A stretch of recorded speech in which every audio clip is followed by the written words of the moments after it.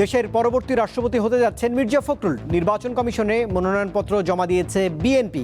ঠাকুরগাঁয়ে নেতাকর্মী ও সাধারণ মানুষের আনন্দ উল্লাস।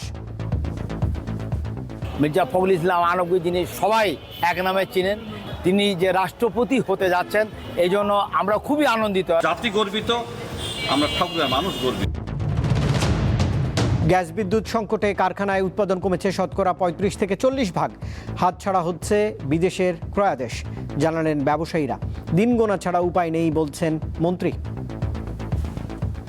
যে আমরা we all are very serious, কিন্তু কিছু কিছু জিনিস তো বুঝতে হবে যেগুলো আমাদের নিজের হাতের মধ্যে নেই।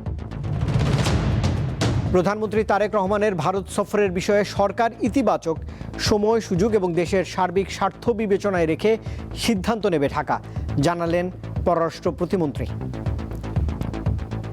যদি সবকিছু মেলে অবশ্যই ভারত সফর হবে, জাপান সফর হবে, সব সফরই হবে। সকল দেশ সফরের ক্ষেত্রেই আমরা বাংলাদেশ সরকার পজিটিভ আছে। দেশের অর্ধেকের বেশি পথ শিশুর জন্ম সনদ নেই। বাবা মায়ের জাতীয় পরিচয়পত্র নিয়ে ধোঁয়াশা।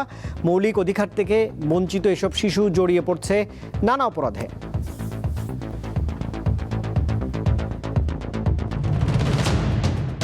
প্রশাসনের নিষেধাজ্ঞা উপেক্ষা করেই কক্সবাজার সমুদ্র সৈকতে চলছিল প্যারাসেইলিং। দক্ষ লোকবল, তদারকি আর প্রয়োজনীয় নিরাপত্তা নিশ্চিত না করায় ঘটে দুর্ঘটনা।